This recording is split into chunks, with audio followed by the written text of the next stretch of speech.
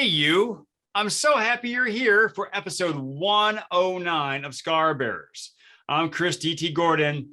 It's a blessing to have you here with me today. I can't say anything else about, than that. And also thanks to Nate and Britton Barron for helping me out on the technological side. If you want them to work on your projects, please reach out to them at Nate Barron. Folks, I have to tell you, I have received some great feedback from my episodes, whether they be on the YouTube or the podcast, but only a fraction, a tiny amount of people are hearing these messages. So if you could subscribe, like, and share these messages with other people, I would greatly appreciate it. I have so many fantastic guests on here who have messages of inspiration and motivation to share, but they can't help anybody if no one hears or sees them. So if you can help me out by liking, subscribing, sharing, that'd be greatly appreciated. Also, if you want me to share the attitude of gratitude with your young adults, whether they be high school students, college students, those in the military, or someplace else, please reach out to me at chrisdtgordon.com so we can start that conversation. Well, I am joined by my new friend, and she has a great first name I'll never forget, Chris Ferguson. Chris, how are you today? I am awesome. No, Chris, it's my blessing and pleasure to have you here with me today. We met at a speakers boot camp a couple months ago, as of this recording, and as people are seeing this. And immediately when I met you, I thought, oh yeah, this person has to be on Scar Bears. Not only because of your great first name, but we're both speakers, but you come from a vastly different background than I do. And I would be honored if you could share that with us right now. I have been in law enforcement for 40 years. And being in law enforcement, I had no voice. I couldn't have an opinion. I couldn't speak my piece. I couldn't share anything with the world because if you speak, they see it as, and they want to quote you and they want to say this and oh, she said, and that's the worst thing that you could do. So I decided when I retired in May of 2021 that I was going to step out and I was going to use my voice, because as any officer in law enforcement, it's reactionary. We respond to the calls. I have seen so much of what humanity does to humanity and what human beings do to other human beings. It is horrific. You would never think that people could do the things that they do, but they do it every day. Now, I'm going to stop you for 1 second there, Chris. When you say they, and then they will, throw that back at you, whatever you say, who is they in that statement? It's people. It's everyday people. Okay. It's kids. Out of my 40 years, 21 years of it was dedicated to troubled youth. Mm-hmm. I worked on the streets of Miami-Dade and Broward County, which is Fort Lauderdale, of dealing with gang members. I used to bench 200 pounds. I had no neck. I couldn't reach up and scratch the back of my head, because when you build up your neck muscles, they just massively explode. And for a female, it's not a good thing. Well, I don't think it's a good thing for a male, but it really wasn't for a girl. But I wanted to make sure I could handle myself no matter what, because I was taking down 200, 250, 300-pound gang members, breaking up fights, doing warrants. It was really troubling. Most people who are wanted by the law don't want to get caught, so they'll do whatever they can. Mm-hmm. And I'm 5'8", so I'm taller than most female, but I was 180 pounds and could bench press 200 pounds. And most people didn't do that. Yeah. Well, so I want to get this out of the way. Thank you so much for your service. Well, thank you. It was, the way I got into law enforcement was very odd. My brother was killed by a drunk driver. And the drunk driver was never held accountable. I was 20 years old. He was 3 years older than I was. He was figuring his life out. He was had done a lot of stupid stuff. He was a street kid, just like I was. And that's another story I'll tell here in just a second. But He used to deal drugs. He used to deal drugs and he gave it up and he found his creator. He decided to go back to college. He was finding his passion, his purpose. And he was standing in his front yard, walking some friends out from a party from his house. And he was struck, and they were struck by this drunk driver. And my brother was 6'6", weighed 248 pounds, and he was knocked 108 feet from impact. Oh my So goodness. this person had to be doing in excess of 67 miles per hour when you do the mathematics for it. So I was angry. I wanted to avenge my brother's death. The injustice of walking your friends to their car should not be a reason for being killed because you choose to drive and under the influence. So because of that, that's why I got into law enforcement, to make the story short. However, the only reason why I didn't avenge my brother's death was because I was a new mom. I had a 1-year-old daughter. And that 1-year-old daughter, if I had avenged his death, I'd have gone to prison. I would have abandoned her like our parents abandoned us. Back in the 60s, people have scars, and it doesn't have to be physical. There are some scars that you would rather have physical scars because at least you can have them surgically fixed. Emotional and mental scars last a lifetime. Yeah, they do run much deeper than the physical scars do. Usually those are only skin deep. Usually. Yeah. But in my case, my dad was Native American. My mother was white. They met, both of them were in the military. They met in the military. They got married. My mother started having children. So the military says, you can't be in the military and be pregnant. So we're going to make you a civilian, but we'll give you a dishonorable discharge. Well, my mother had 6 kids. I was the first girl. And my dad was an alcoholic. My mother was controlling and narcissistic. And us kids were caught in the middle. So when my dad decided to move his duty station and not tell the family and just up and left, the Catholic Church told my mother a single woman couldn't raise 6 kids by themselves, let them help her. So they found an orphanage in Colorado Springs, and I turned 8 in February. I had my first Holy Communion in May, on May 10th, on Mother's Day. And on June 6th that year, I found myself being orphaned and separated from my brothers and sisters. Oh, and wow. My mother drove away. I chased her. I ran as fast as I could. I literally ran out of my shoes to try to catch her. And when she accelerated and looked up in that rearview mirror and I saw her face, I lost hope. And so that's sorry why that happened. Well, I had no control over it, but I tried to change it. But my older brothers were all close in age, so they were at least in the same building. My younger brother was separated, and my sister and I were separated because I was 8, she was 5. So my mindset then went to protecting her. So at this orphanage, I was bullied a lot. I was picked on, but I made sure that if they were picking on me, I made sure my sister was safe and they weren't picking on her. I used to sneak in down there and sleep under her bed until they caught me. So then they started locking the dorm doors, but there was still a connection with the bathroom and they didn't think about it, but I knew it. So I kept sneaking down there and I would come back and get back in my bed before they woke up, or I was supposed to get up. And that happened for a couple years. And then at 14, 2 girls tried to murder me. I was sleeping, and talcum powder is just like cinnamon. If it gets wet, it clumps. And they took a cap off of a talcum powder bottle and poured it in my face while I was sleeping. And of course, snoring in the whole 9 yards. So I had talcum powder in my eyes, up my nose, in my mouth, in my ears, and I couldn't breathe. And at 14, I said, Creator, you either take me now, I'm done, or you give me the strength to survive this. And all of a sudden, I became Hercules. I was able to push 240, 150-pound girls off of me to try to clear my airways. And the bullying didn't stop. So I finally ran away from the orphanage at 15. And I lived on the streets of Colorado Springs for a year and a half. I knew it well because I'd grown up there. It's at a young age. And I live close to the Garden of the Gods. And most people, it's a beautiful place. It's a sacred place, Native American wise.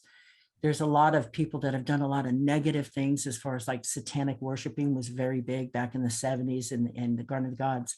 But I knew of all the caves that I could go and stay in and get warm in because they were small caves and I wouldn't have to worry about being bothered. How And big was, I'm not familiar with that, that location. How big is it? Colorado Springs is where the Air Force Academy is. It's where Okay. where the Army post is, Fort Carson. And then you have and Air Force Base, which was downtown, which is now the Olympic Training Center for the United States. And Yep. then there's Peterson Field, which is a military base. And then you have NORAD, which is Okay. one of the top security places for this country, Yep. is in Colorado Springs. So there was a lot of, it was transient, but when I lived there, it was still like a small town trying to act big city. And Mm-hmm. it really wasn't. So in that, one day I was panhandling and I ran into my mother. I didn't recognize her, but she recognized me. And she'd had another child she kept. Mm. And she needed a babysitter and I needed a roof. Oh, So wow. that's how I connected with her. And then at that point, I don't know what she did, but all of a sudden my other brothers and sisters all decided to run away from the orphanage when they found out I had run away. Mm-hmm. And so they all showed up at her house. So she went from a mom of one to a mom of six. The oldest brother stayed out at the orphanage because he was 3 months from graduating. And he said, he goes, if I leave, I'll never graduate. Mm-hmm. So he stayed there. So all of a sudden they were there. And I went from drop out of high school. I got my GED to becoming chief bottle washer, cook, and clothes cleaner for my brothers and sisters. Mm-hmm. And it was really bad. So when I hit 18, I was gone. There was no way my mom could stop me from leaving at that point. Yeah. So I moved on with my life. And then, like I said, I was 18. I got married at 18. I had my daughter. I was a couple months short of 20. And then my brother was killed. And that's when I got into law enforcement because it was of injustices. Mm-hmm. Now, No where did you matter. start? I'm sorry, I didn't mean to interrupt. I was going to ask you, where did you start taking law enforcement classes, or It join wasn't the even academy? that. I started out as a dispatcher. Okay. And back in the 80s, I started in 1980. So we're talking a bit. So I've been in it for a little bit. And the only experience I had was with CB radios. Mm-hmm. But I moved from Colorado to Wyoming. Nobody knew me there. Nobody knew my background. Nobody knew I was a street kid, that I was abandoned, that I was unwanted. I could be whoever I wanted to be. So I became a dispatcher because I just wanted to be of service for people that were the underdog, having injustices happening in their lives. Mm-hmm. All I had was a high school diploma, so I was limited. I'm a mom, and so I did that until I had cancer at 22. Oh, wow. And so I had to have a hysterectomy because it was cervical cancer. Mm-hmm. And my boss came in after I had been out for 6 weeks and recovering from surgery in lieu of having chemotherapy. And he says to me, he says, Chris, he says, the doctor just called and said, it took extra stitches to close the wool sac. And I said, what? What are you implying? And he goes, oh, I was just joking. And I said, hang on a second. I said, can you come sit here for a minute? I said, I have to go to the bathroom. So he came in, got behind the radio at the police department, and I picked up all my stuff and I said, I quit. How dare you imply that I'm something because I had cancer and that I'm being promiscuous in life? I don't even have a boyfriend. I don't even want a boyfriend. And I walked out. Wow. So I moved to Texas to stay with my brother while I was going through all this emotional turmoil. Mm-hmm. And there was a lot of healing that I had to do. One from my childhood, one from the traumas, one from cancer. And so I stayed single. And after a year with my brother, I was like, okay, I'm going crazy. I can't live with family because he thought he could parent me. Oh, okay. And I'm an adult. I was working at the police department down there as a 911 call taker. So I moved back to Wyoming. I said, no, this is my safe place. This is where I can be me. I can do everything. And I went to work at a men's penitentiary as a correctional officer. And back in that day, I was one of 3 women that worked at the penitentiary. Mhm. And of course, back in that day, or the concept, because I'm a female working in a male's career. And so I had to go to work there just because I wanted to see all the penises. Of course, that's the only reason why a person would take a job to work in a penitentiary, other than maybe they might have bills and a child to raise and they have to make a living. Yeah. But that doesn't mean anything. But the whole idea was that that's what they thought of women. So I became that individual that it was like, you know what? I'm a female, but I can do anything you can do. And as well, not because I'm a female, but because I'm determined. Mhm. So females were stuck in the housing controls. And if you didn't have a relief, you could end up working 16 hours a day, but the guys wouldn't relieve you to go to the bathroom because they didn't like working the control housing. So you could go 8 to 10 hours without being able to go to the bathroom or getting a break. Wow. So back in the day, it was a lot of things against me because one, I was female, 2, I was quiet. I was that observer. And while I was there, I got training in firearms. I was one of the top firearms persons qualifying there at the penitentiary over all the guys. Mhm. So that got me out of the control housings to put me in the towers, get me out on perimeter patrol, which gave me freedoms that I couldn't have any other way. Yep. And finally, I just was like, you know what? I can't do this anymore. Our snowblower broke. I'd gotten married. And I said to my husband, I said, we got to move. I don't know. I don't care where we move. Let's just move. I just can't do this anymore. So he says, okay, let's go to South Florida. Oh my gosh. It was like going from Wizard of Oz land to the jungles in Jungle Book. It was wow. dog eat dog. It was, you go from a town of 10,000 to a population of over 1 million in the county. Mhm. That is a huge, huge difference. And that's just people alone. That's not counting the climate and the no, everything else. but the animals went from 4-legged to 2-legged. So the thing is you got people acting like animals, treating people badly. So I got into corporate security. I was the director of one of the 2nd largest attractions in South Florida. And I thought, they were begging me to go back into corrections because I had so much experience. I became a hostage negotiator, and not many people have that certificate or are able to accomplish the training for that. So I said, no, can't do it. So the Juvenile Delinquency Gang Prevention Council approached me as a business person to help them, because of my background in law enforcement, my background in corrections, to help them with society, with their problems. So the first thing I looked at and I said, listen, I'm all about kids. I can help you with the gang task force. Don't mind doing that. They said, perfect, we'll sign you up. And I said, but you have to do something about the truancy. It's not against the state law to be truant in this state of Florida. And this was back in the 90s. And so they said, well, we don't know what to do. And I said, well, let's change the law. And they were like, okay, this is something we can do that's tangible to help, juveniles. And I said, but then you have to create a facility so that we make it easier for everybody: law enforcement, education, mental health, Department of Children and Families, the court systems. Let's get them all involved in one location because there's so many kids falling through the cracks. So I got the politicians together. I got the sheriff's department, law enforcement, the state's attorney's office. We got the funding and we built a facility called the Juvenile Intake Facility in Broward County. And the whole purpose is that if a kid was caught being truant during school, they were taken there.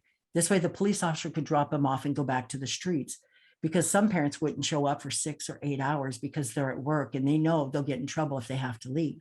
Yep.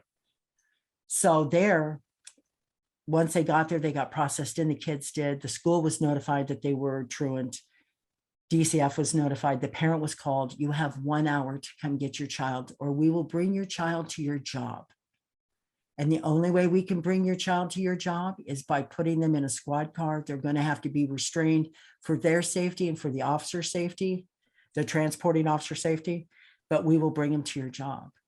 And a bunch of people, this was a concept they didn't understand. Mhm. And it was my baby. And I said, this is how we get more cops back out on the street in a shorter amount of time. And two, this makes the parents accountable for their children. Yep. Well, for probably about the first 30 kids, their parents didn't bother to show up. And within 2.5 hours, their children were being delivered to them in handcuffs at their job. And the word got out. Yeah, I imagine so.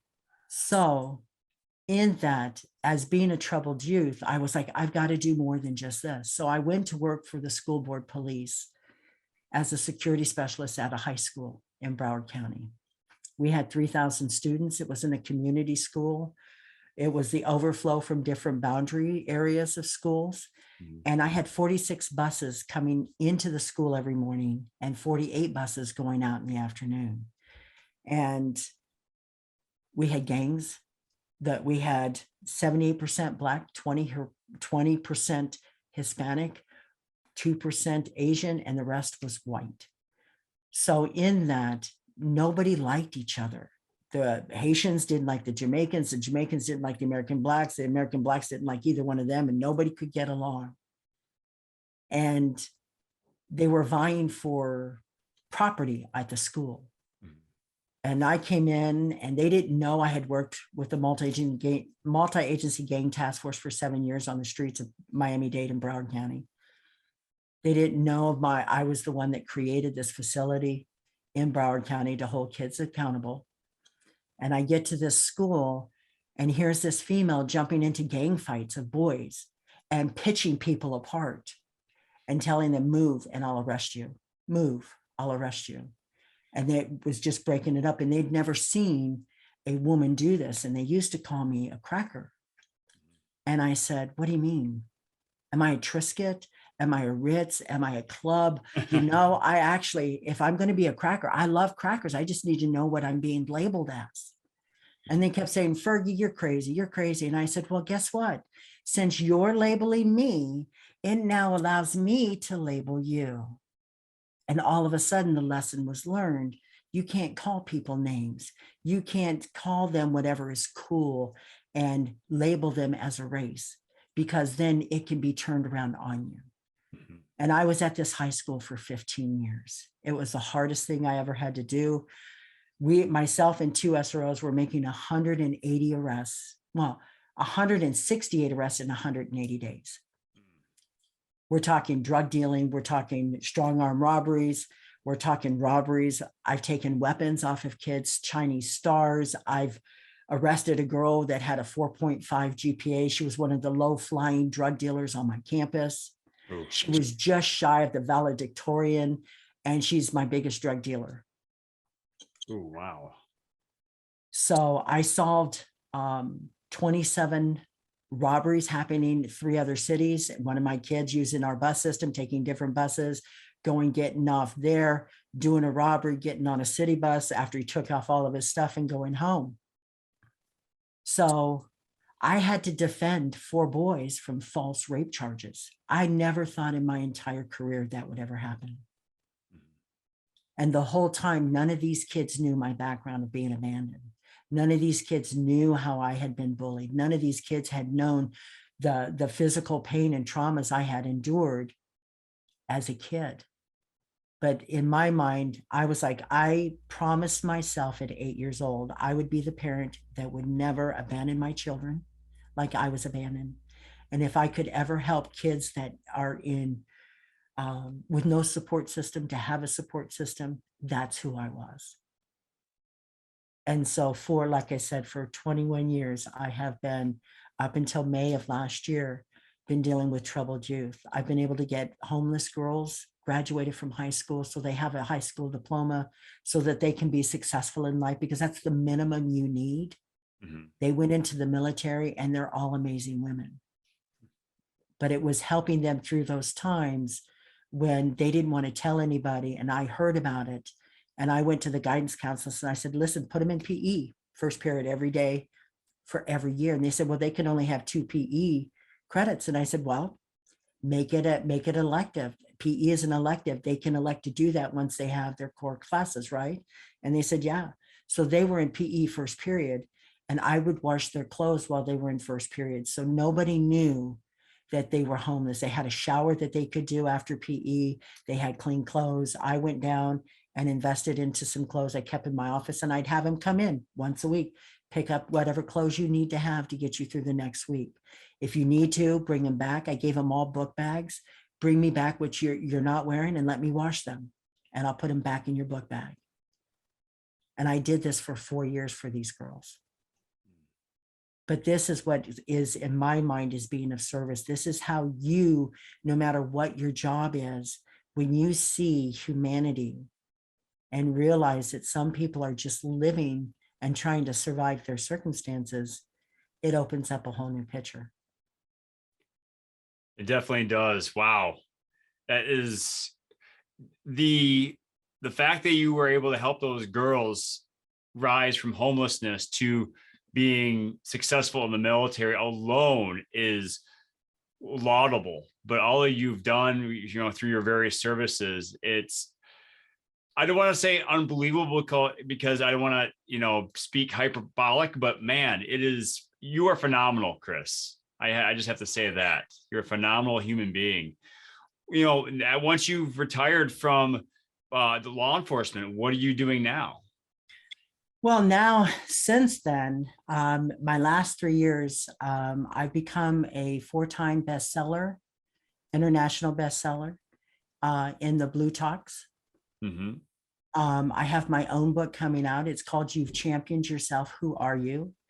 And that's the name of my podcast. And this is the story of how I decided to help ordinary people have a voice that are doing extraordinary things in life for themselves and humanity. There's so many people that have been abandoned, either emotionally, mentally, or physically, and they turned to drugs. They committed crimes. Here I was in law enforcement, and I've put people on my podcast that are felons, former felons, but they've changed their lives. This one felon, he has 2 doctorate degrees now and wants to give back to troubled youth. So I connected him with my network that I have in Florida to be able to help in his way. Wow. He's now a multimillionaire in real estate, and his story is just amazing. There's a female I've connected with different school districts in other states because she was breaking the law, thought that this was it, not only in the state law, but the federal law. And she's now done her time. She's now giving back and showing kids how much education is so important to break the chain of abuse, to break the chain of socioeconomic despair and demographics. It breaks a chain when you have that education. Even if you just go into the military to get an MOS, your specialty in the military, and get training and get out and then have something to go from. So I am showcasing people who don't have a voice, that underdog and there's so many of them. There's more of them than the criminals that haunt our streets. Mm-hmm. But their message is never heard. Like you, and I loved your opening when you said, please subscribe, tell your friends about this, because this is a way of spreading the message. And that's why when we met up in this speaking boot camp, my message is, and my speech is about going from abandoned to unconditionally loving. And that was quite a journey. Mm-hmm. But when you get to that point, you know what your journey is, you know what your purpose is, you know what your passion is, and you walk your actions, you walk your talk. It makes a difference in humanity. It helps people become great people. There's some kids that are, a guy played for the Chiefs, football player, mm-hmm. went to the high school that I was at. His last name is McGlover. He's an NFL player. He's probably retired now, but he was on a winning Super Bowl team, the Kansas City Chiefs, when they won their last Super Bowl. Matt Latos is a baseball superstar pitcher. He's working up in Canada now, but he still went to the school. I tease him because I chased him around the portables when he was cutting class. And just to get him to go to his class and do what he needed to do, it was that. But we were able to get him graduated. We were able to get him to become and to see his dream when he couldn't see the clarity himself. And a lot of times that's the kind of guidance children need. Yeah, they struggle to see the greatness within themselves. So it is up to us to help them illuminate that path for them. And Role models are very important, and you don't have to be anybody special. I just happened to be somebody at the school that held kids accountable. Mhm. But I did it in such a way. I mean, I arrested them. Some of them went to jail. Some of them, we had a conversation and I made them sign a contract. I used to have people that graffitied all over the school, and I pulled them all in. I found out who they were and I pulled them all in. I said, here's what the deal is. I want you guys to create a mural in my office. There can't be any people of color. The only person that can be on here has to be the color of purple. Mhm. And if you guys agree to doing this, you cannot graffiti anywhere else on my campus. And this way you can sign your section of my wall of my office so that you can showcase your art, but you can't do it all over the school. And they agreed to it. And our school didn't get graffiti for 10 years. And it was using out of the box thinking to help them to know that, you know, if anybody go into Fergie's office and look at her wall, look what I did, my name's on the wall. It gave them value. It gave them worth where they never had it before. It's that, as you call it, outside the box thinking that is sorely needed, because, you know, being an educator myself, we hear about standardized tests. Well, I have yet to meet a standardized kid. Yeah. That is an amazing statement and an understatement, because not everybody learns the same way. I'm auditorial and visual. I have to have both. I'm one of those rare breeds that I can read a book, but if I can follow a video in the book, I get it better. Yes. Than just reading it and trying to understand. And I used to think communication was so important. It's more about how they comprehend the communication you're putting out. Mm-hmm. So that no matter how bad my life was, when I vowed at 8 years old that I was going to become that person I needed at 8 years old, that was my goal, no matter where it took me, no matter what I did. Mm-hmm. Well, I am thankful that you were able to find that purpose at such a young age and live out that purpose so you could benefit so many around you, Chris.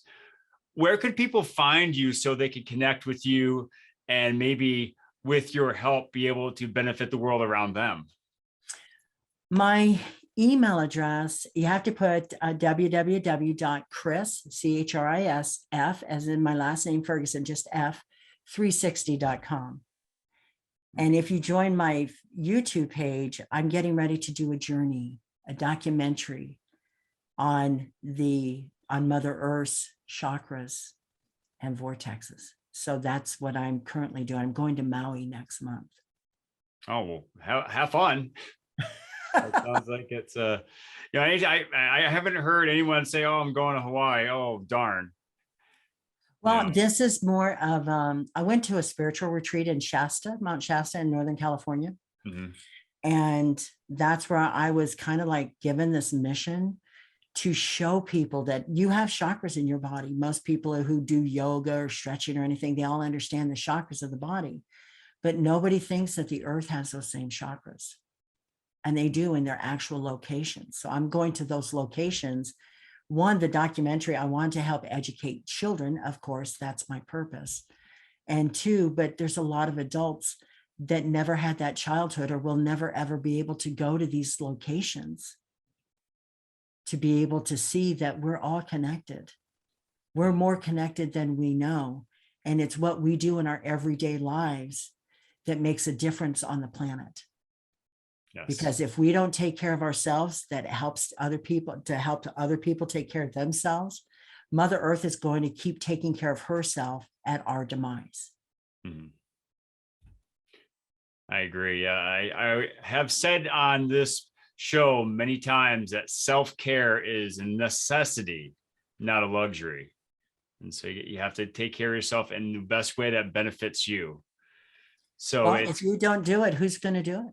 Exactly. If you get sick, who's going to be able to help everybody else? Yep. It's not selfish. So many people think it's selfish. It's not. No, it's necessary. And so the website is chrisf360.com. What's the name of the YouTube channel? It's You've Championed Yourself. Who are you? Excellent. You champion yourself. Who are you? And so, Chris, me being a gratitude guy myself, I want to ask you, what is something that you were thankful for that maybe throughout your journey, at the time that you encountered it, you may not have realized, well, this is something that I'm happy that happened to me, or I happen to have in my life?